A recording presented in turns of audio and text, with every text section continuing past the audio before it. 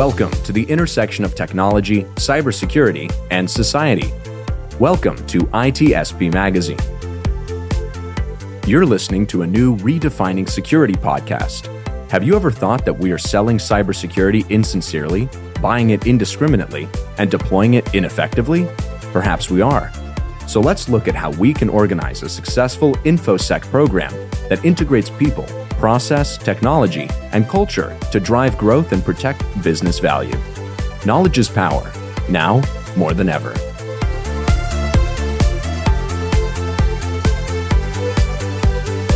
HITRUST is a leading data protection standards development and certification organization that strives to safeguard sensitive information and manage information risk for global organizations across all industries and throughout the third-party supply chain.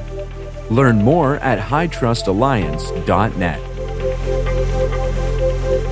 Imperva is the cybersecurity leader whose mission is to protect data and all paths to it with a suite of integrated application and data security solutions. Learn more at imperva.com.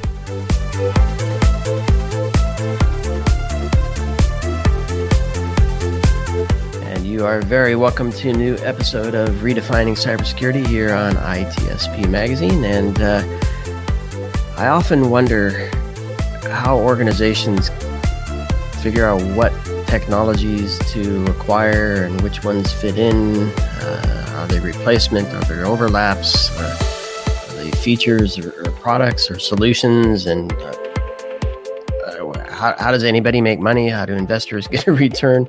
There's a big topic, a lot going on in the cybersecurity industry. And there's no one better, from my perspective, to give us some insight into what that is, who that is, than Richard Stiennon. It's good to have you on the show. Awesome to be here. So obviously I gave folks a little preview of some of the things we might talk about. I mean, there's so much there, so much going on, so much coming, I would suspect that we're not going to get to it all today, Richard, but we'll do our best to highlight some of the key things now, and we'll see where the conversation goes. And who knows, maybe folks can point us in a direction where to go on a following episode. But before we get into it, a few words for the few that haven't met you yet, Richard. What have you been up to? What's going on? Yeah, so if you haven't met me, just know that I'm a industry analyst. That means that, not only am I fascinated by security, but I'm fascinated by the vendors, the founders, the startups, the investors, in this space, and what's driving the space. What are some of the fundamentals, underliers? Why is security different from every other space? And it takes a while to realize that it's because it has outside drivers. So the world of cybersecurity is unlike disk drives, right? Which just have industry drivers, right? It's disk drives, and storage of any sort is all about denser and denser storage at lower and lower cost. And same with compute for AWS. It's just get it cheaper and cheaper. In the security world, we play in a world that's got threat actors that continuously pump up the market because they're trying to work around the existing technology and come up with new ways to attack enterprises and consumers. And then the vendors, come out of the woodwork to address the problem. Sometimes the existing ones can do a quick change and address it right away. Or a brand new field of vendors come up and get financed to address the new problem. And that's a never-ending cycle. I like to say, the industry is not going away. It won't consolidate to a few big vendors until the threat actors go home. And that's not going to happen anytime soon. Yeah, certainly don't see that happening, and I can't imagine we see the other extremely, I'll say, volatile variable, which is innovation, right? So a lot of the things you talked about, drives make storage cheaper and possible. Cloud compute makes compute in the cloud and other things possible, and all that changes how things connect and work, and the Completely. exposure increases. And so, Yeah, that's why hence, now we have a complete IoT security industry, right? 107 vendors, all stratified into the classic endpoint, network, identity, all the same mirrors of the entire industry, but now applied to pretty hard to manage devices. Yep. Which in and of itself, that's fascinating. And I want to touch on that word fascination, because I'm wondering, and I know you said I have some insight into how you think, but not a lot, but some. But is it because of your fascination for this space that you wrote the book that we're going to talk about today, or is there some other objective or outcome that you're hoping for with the work that you've done there? I think, as a lot of people get older, they like to certainly like to pontificate, and that's in my brain now that I'm an industry analyst, which I have been for 22 years. But if you talk to your grandfather or whatever, they just love to tell stories, and writing a book is a great way to get that out in paper, organize your thoughts. So I love writing books, long form stories. And the idea for this book, though, came, I was at RSA in 2019, signing books in a booth. I had just written a book on secure cloud transformation. And I just was overcome with this feeling that, wow, this is so great. Hundreds of people come in line to get a book that I wrote. I want to have a book next year. What should it be? And then I was walking around the booths, and I met several startups. They'd tell me what they do, and I could say, oh, like so-and-so from 2003. And they go, who's that? So they didn't even know the startups had done the exact same thing and either succeeded or failed that had come 20 years before them. And so then I realized, well, the book's going to be a history of the IT security industry. So that was kind of the genesis of it, all in one day. I need a book. What should it be? Oh my God, these people really don't understand what went before. So I need to do what I can to teach them. And I love it. And I've been in the space quite a while, so I probably know many of the players that you include in the book. Oh yeah.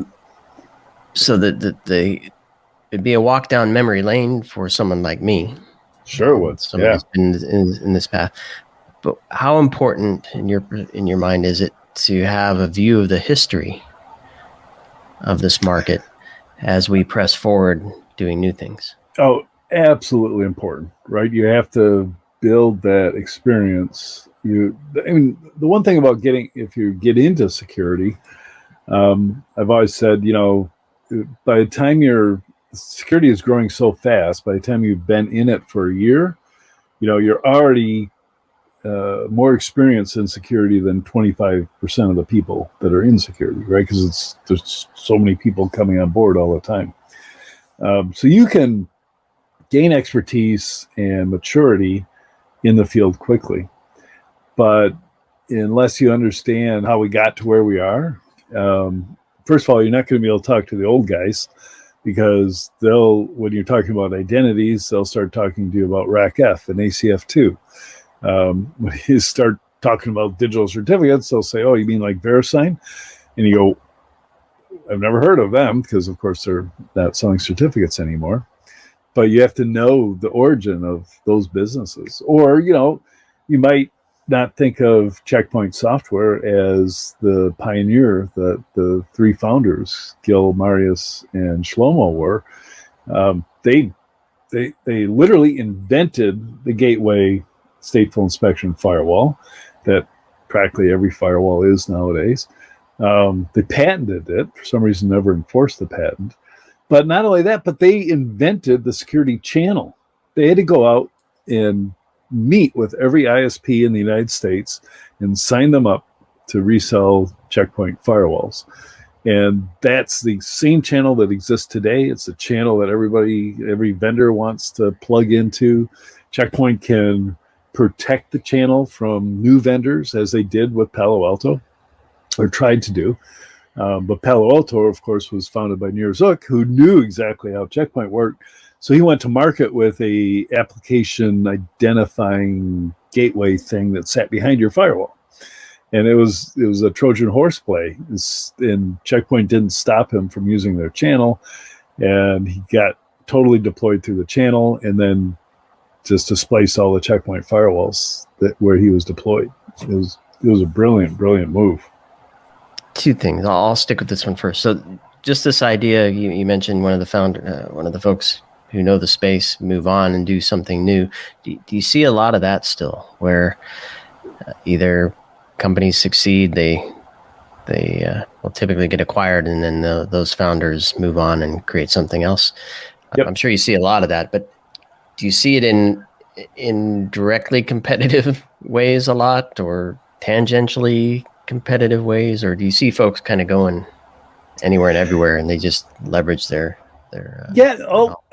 you see both. If you're what I see happening so often, and Yearbook's a great example, right? Because he actually started one of the first IPS solutions after he left Checkpoint, and that IPS solution got acquired by NetScreen. And then some Gartner analysts, me, made NetScreen the only leader in the Magic Quadrant because they had IPS, which is where I wanted to see the firewall market go. And then eventually he got fed up with NetScreen and he left to create Palo Alto Networks. And there was a big lawsuit. NetScreen, owned by Juniper Networks, sued him. They eventually settled. We don't know what the settlement was, but that was an exact case of, I'm just going to do it again, but this time it's going to be mine, and I'm going to, make $1 billion instead of tens of millions of dollars.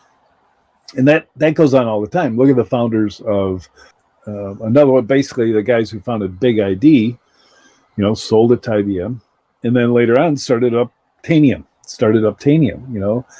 A endpoint patch configuration management solution, just like Big ID.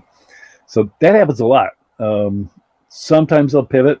They'll just, especially Israeli founders, they'll, like the guys who founded Aorta, they sold very quickly to Microsoft. It was Active Directory defense. And Microsoft acquired them for several $100 million after only about 18 months. So those guys are wealthy, right? Now I'm finding them everywhere because they're all doing their own startups. And it's so easy for them to get funding, right? Because they have a track record. And it's so much easier than somebody doing it the first time. They're the ones who get the $100 million funding rounds. So yeah, it's a blast to, and it's great if you're in the industry for a long time because everybody tends to know each other. Yeah. Other than Boston, for some reason, nobody knows anybody in Boston, and they only know each other, and they don't talk to the rest of the world. I don't get that. Interesting. They know their cousin from Boston. Right. That's right. So many things, and not that we really had a script, but this wasn't in the topic set. But do you see successful founders who exited, not just starting new ventures, but also starting up funds or seeding other ventures, even if it's not under their own control? Do you see a lot of that happen? Yeah, absolutely. The most of the successful startup founders do become investors, I've noticed. They put most of their money into some managed retirement accounts or trusts, or some of them family offices, which is what super wealthy people do with their money. But quite a few, like there's a group in Israel that's all founders, and they all make investments together. Shlomo Kramer, founder of Checkpoint, invests in lots of startups and still creates his own startups. I think Marius Nack does as well from Checkpoint. So that goes on a lot. And the one question you didn't ask is, do they ever just retire and hang up their hat? That happens too. It's disappointing when they do that, because they could offer so much more to the industry, but I guess they get burned out, and life is more important than doing another startup.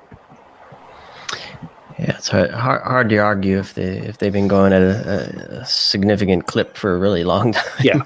Yeah, right, exactly. They probably have and super innovative is can be taxing on the brain, I would think too. Yep, and their family probably is ready to spend some time with him or her. So yeah. So where you talk about bringing value to the industry. Clearly, investments help drive ideas. Some succeed, some don't. What beyond the money do they bring? And you mentioned the channel. Maybe that's one area. But what else? What else do they bring to the table? Yeah, the most important thing is the money. But if a previous founder invests in you, then of course you get their network. The other investors see that. Even the customers will see that, right? If it's a big name investor with the previous experience, then all of that person's previous customers will pay attention. So it could be a door opener for your first enterprise customers. So super in the connections, that they have inside the rest of the investor community. And yeah, it really works. And I think it works better than the professional VC firms who are just financial people who've been doing it for a long time. And they always claim it's so valuable. They bring their Rolodex, and I don't see that very often. But yeah, if you get a previous founder investor, it's a really good thing. Yeah, a relationship is different than a Rolodex. That's right. All right, Richard, let's get to the book, because I mean we're already talking a bit history, and I presume. Oh yeah, I've been giving you stories from the book. Right, they're all in there. so give me first the Security Yearbook 2021 version edition, if I'm not mistaken. That's the one that's in print, and I'm in final edits of the galley proofs for Security Yearbook 2022, which is coming out in May. Love it. Yep. So we'll, for folks interested, we'll include links to the book available and to your site, Richard, so they can keep up to date for the new one. Give us the structure of the book. How do you envision people reading it? Yeah. So the structure of the book is laid out in the layers of security defenses, which is how I also categorize the vendors. So there's chapters on the history of network security, endpoint security, identity and access management, governance, risk and compliance, managed security services. So all 16 of the categories that I follow.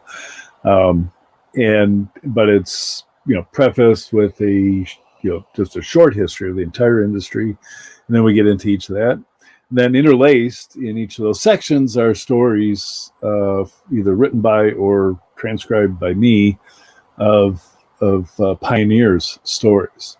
So that's how I have David Cowan at VeriSign and Shlomo Kramer or Gil Schwed, founder of Checkpoint.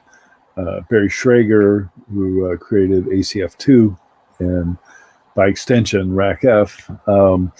And so I want to collect all those stories, which is nice to change a voice inside a history book and get the real story from some of the people that really founded the industry. Amit Yoran, I interviewed because of his early experience starting Riptech, which was one of the first MSSPs, which sold to Symantec. And of course, then he went on to become the cybersecurity czar for one of the Bush administrations, I think. And then he left and started NetWitness, or took NetWitness commercial. And now he's CEO of Tenable. So he's got this great history of all the things he's done that I think a lot of people should know about. Now, the important part of the structure, of course, is that's the first half of the book. Second half of the book is the directory of now 2,850 cybersecurity vendors, also broken down into those categories. Which is incredible that there's that many. So really let me ask this. Let me ask this first question before we get into the categories. Looking, I don't even know how to position this, but I guess what I'm trying to figure out is features versus products, because a lot of innovations solve a particular problem on their own. When you wrap it in, is it an agent? How do you deploy it? How do you manage it? How do you monitor it? How do you get the reports out of it? How do you represent that part of it in the bigger program and part of your GRC? I can keep going. I won't. Yep. But a lot of them start as a feature. So I'm wondering, how many of the 2,000+ would you say are feature-ish and are primed to either grow into a real product or should be acquired to really see a long-term longevity in the space? What a tough question. Sorry. So I definitely do, go through that process in my head when a new vendor briefs me, right? And I remember when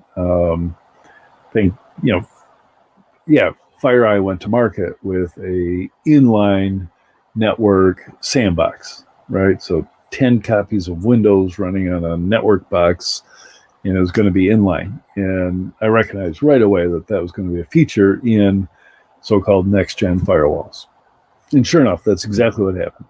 And then somebody else came to me with bot communication detection. So it was basically, hey, if you're infected with a bot somewhere on the corporate network, we will tell you which machine is trying to communicate outwards. I said, feature. That's definitely going to be in any UTM. And sure enough, within months it was. So those companies don't succeed, right? The vendors don't have to buy them to add to their portfolio. But I would, I'd say for the most part, they're a minority of those 2,850. There are still questions. For instance, I'm looking deeply at API security vendors. So they've got solutions to a new problem in that, most traffic is API traffic, and most organizations have hundreds, if not thousands, of APIs, between all their machines talking to each other. And they're starting to recognize pretty early, I think, that there's a security issue here.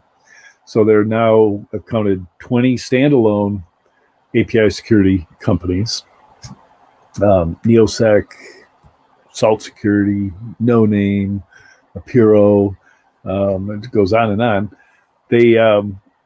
But there are also companies like Imperva and Veracode that also have API security. So they're treating it as maybe not a feature, but as a part of a suite of solutions. So my big question I'm struggling with, and it's going to take me months to definitively say which way the space is going. That's my job. I'm supposed to do that because, it's like too early to tell, but we'll see. Yeah, so I'm going to pivot here now because okay, if it takes you, this may just be a tangent, but if it takes you all this brain power, which you're dedicated to do, and it takes you months, I don't know how many, multiple months to kind of formulate what's there. Well, it's been years, I would think, to get to the 2022 edition. So yeah, 15 years.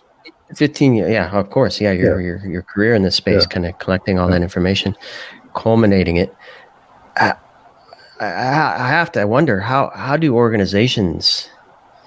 So just set the history aside for a moment. Yeah, that we don't learn anything from the history. How do we make sense of the current state as an organization to figure out what do we need, where does it go, and kind of the stuff I was alluding to in the beginning in the intro. Yeah, organizations. It's funny because I'll hear CISOs talk and pontificate on LinkedIn, and they act as if they're industry analysts. Like they've got such a good picture because they probably, because vendors talk to them every single day, all week long. They think that they've got a complete picture, and yet I can't take 2,850 briefings every year. I can only handle about 150. And I imagine there's some CISOs that get sales pitches that often. They're not briefings because vendors open the kimono to an analyst, but not necessarily to a prospect. So I think what happens is they know what they have now. And if they're good CISOs, they manage it well and can see some holes. So they start from, we've got a hole here, right? We don't have API security. Or the most problematic thing we have is our identity store. We should get off LDAP and move to Active Directory or Okta or something. And then they'll look for solutions. Now, many smaller vendors hate the fact that they go to Gartner and say, who should we be looking at? And Gartner will give them a magic quadrant, and they might limit their search just to the leaders in the magic quadrant, or they might recognize that the niche players might address their particular space, so they should talk to them as well. And I'm attempting to give them all the vendors, so they know all the choices. And I give them a health metric that's not based on vendor supplied data. I tell them how many employees each vendor has and how much that's changed over the last 8 quarters. So you can track, vendor adaption. And the one thing I don't have is the ability to tell them, from a products perspective, all the products each vendor has, because there's probably 28,000 products. And the hardest task in compiling all this data is first deciding what the vendor does, because you would think you would just go to their website and it would say right there what they do. They don't. There's so many vendors that refuse to say what they do on their website. A lot of them do, zero trust machine learning, artificial intelligence. That doesn't tell you anything at all about what they do. Because people shop for solutions. They don't shop for frameworks or strategies or buzzwords.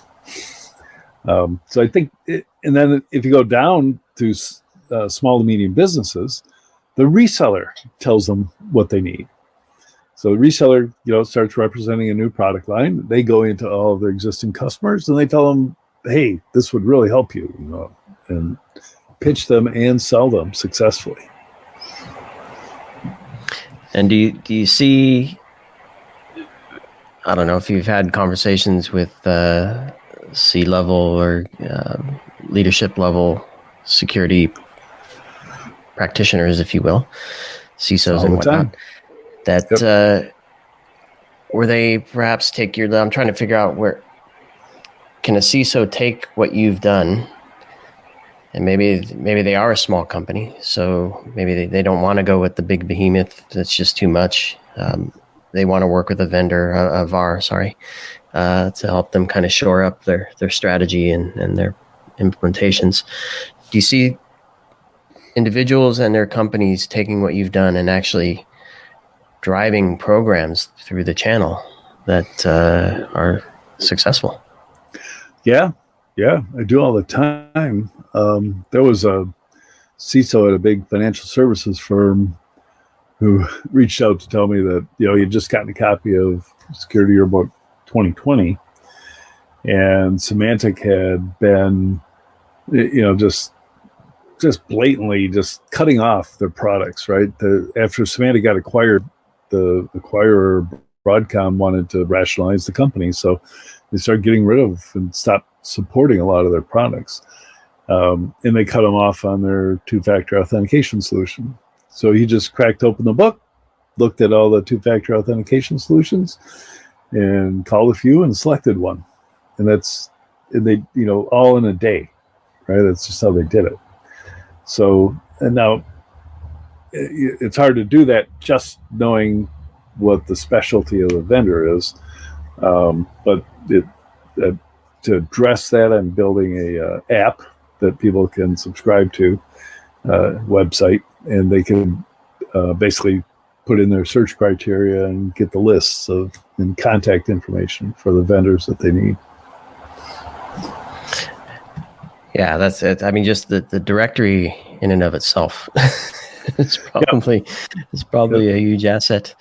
I could talk to you for hours. I think we will over a period of time. I'd like to come to a close on this. Maybe a little tease from you, and then maybe in a month or so we can connect again as we get close to your release date on the 2022 edition. All about the categories for a moment. Any new, and I'll just put this out, you can kind of answer it however you want. Any new categories, areas where you see categories consolidating, or a category that's like super competitive? Yeah, sure. To be aware of any of those would work. I already mentioned the API security. I have a strong feeling that's going to be a 17th category that I break out separately. And then for years, I've beaten up journalists in particular for leading off their articles on, say, Symantec acquiring somebody with the line, in a sign of continuing consolidation in the cybersecurity industry. The industry is never consolidated. That's what happens, to the disk drive manufacturers. They consolidate. That's what happens to hotel chains. That definitely is what happened to automotive companies here in Detroit 100 years ago. There used to be 104 of them, and they consolidated to 4 in the U.S. And now there's only 2 of them that are actually U.S. companies. So the space doesn't consolidate. It's just continues to spawn new vendors and grow. But last year, total employment in the endpoint security space shrunk for the first time, went down 5 or 6%, and that surprised me, because I've never seen that happen before. And you start digging into it and you go, sure enough, the industry is finally consolidating. I always used to say, if Symantec buys Trend Micro, another antivirus vendor, that's consolidation. But no, Symantec would buy some firewall vendor or something, right? That was expansion. And there have always been 100 antivirus vendors. And why didn't somebody consolidate them into one big antivirus vendor? Only makes sense. But for various reasons, that never happened. And now it is happening. 7 of the rather large antivirus vendors have been acquired. Last year, what's left of Symantec acquired Avast for $8 billion. A huge, huge acquisition. Of course, Symantec is now called Norton LifeLock, because what they actually do is sell you this stupid protection for your credit score. And now, that's consolidation. It is finally happening in endpoint. The other driver, of course, is Windows Defender is good enough security on a modern machine, so you don't need to buy a Symantec or McAfee or Trend Micro for your new PC. And on top of that, CrowdStrike and SentinelOne and Cybereason are giving you better tools for your enterprise EDR solutions. So, kind of interesting that that's going on. Now, here's a category that I fully expected to start in 2021, and there's no sign whatsoever of it developing. And that is, what do you do about the SolarWinds breaches? So SolarWinds, super sophisticated attack from a nation-state actor, and they modified the code to put simple backdoors in it, just a few lines of code, and then it got compiled, packaged, digitally signed, and sent to their customers, who of course know that the best security practice is to update your code as soon as somebody sends you a patch. The faster you do it, the better. And that code introduced the backdoor to 18,000 SolarWinds customers. And there are tons of solutions that people want to sell to SolarWinds. Hey, you should do a better job of protecting your dev environment and your Git repository and, a lot of that, right? But that doesn't do anything for the poor enterprise consumer of all these software packages, right? They have hundreds or thousands that they're installing patches for all the time. How do you check to make sure that a new patch that just came in doesn't introduce a backdoor? And, my answer is, don't install the patch, right? Then you will never get hit by a malicious update. But you have to install the patches because they've got feature improvements and they've got fixes for security vulnerabilities. So how about we don't install it for 9 months? That wouldn't have stopped SolarWinds because it took 9 months for the deployment to happen and for them to kick off exploiting their backdoors. Okay, what if we put it in a sandbox? Same thing. Well, the bad actors know how to avoid sandbox environments by just not triggering until they know they're out of the sandbox. So that's difficult. And the only thing I've come up with other than those things is we're going to reverse engineer the code. And we're going to look for, things that are obvious backdoors, which maybe is doable. I don't know. You'd have to automate it, machine learning and all that stuff. But every contract you ever sign for software says you will never reverse engineer the code that they send you, right? That's kind of intellectual property theft. So I fully expected, a bunch of companies to brief me this year. Not a single one has. I won't be surprised to find out that 10 did start doing that, and they're still in stealth mode, and I'll hear about them in 2022. Interesting. Well, Richard, you mentioned Microsoft Defender, and I have a whole series of thoughts and questions on that. So maybe I'm looking at just the system providers, the cloud providers, and their role in all this. But we'll save that for the next one. We'll tease everybody for our next conversation. We'll dig into that. And sounds great. We didn't even get into AI and ML and how some of the buzzwords like zero trust. We have a lot more to talk about. Absolutely. We're gonna hold that for the next one, and we'll do that closer to the release of 2022. Any final thoughts, Richard, on maybe some advice to CISOs on how to make some good choices? Really do pay attention to those industry analysts that are trying to make sense of the industry, so filter that out. If you're not a Gartner client, there's plenty of independent analysts. And of course, most CISOs talk to their peers.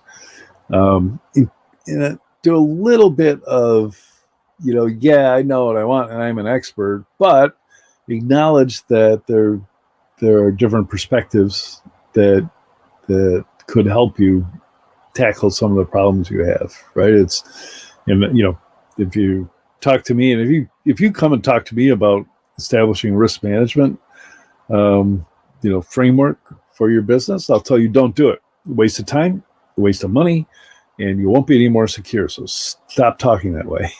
And maybe that's valuable to hear. Sometimes if you're a risk management lover, then maybe I can talk some sense into you. It's hard for me to hear.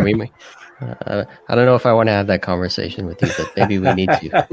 See, you at least listen, go, okay, I get it. Yeah. All right. Well, you've got me thinking there on that one now. Well, it's always a pleasure. And I want to go back to the beginning. I remember the long line at RSA conference on that second level, just people lining up to get your book. It was great to see that. Great to see you then. Hopefully we'll be able to Likewise. do that. We have the conference coming up in June. I hope so. I've got a room reserved, so we'll see. Look at that. Yeah. So hopefully we'll get to see you there, and many of the vendors that you list, Absolutely. and hopefully a number of the CISOs as well that we're speaking to today. So, Richard, thanks so much for putting the book together, sharing it with the world, having a brief chat with me, many more I can see. So. Absolutely. Thanks, Sean.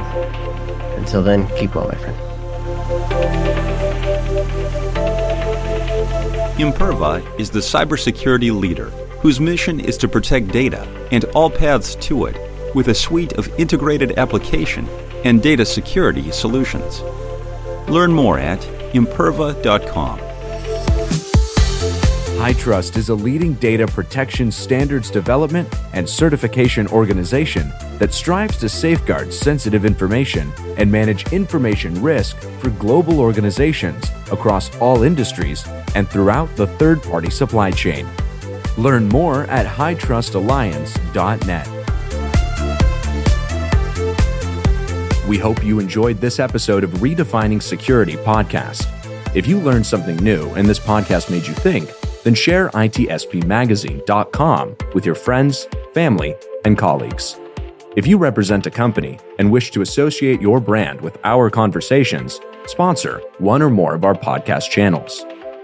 We hope you will come back for more stories and follow us on our journey.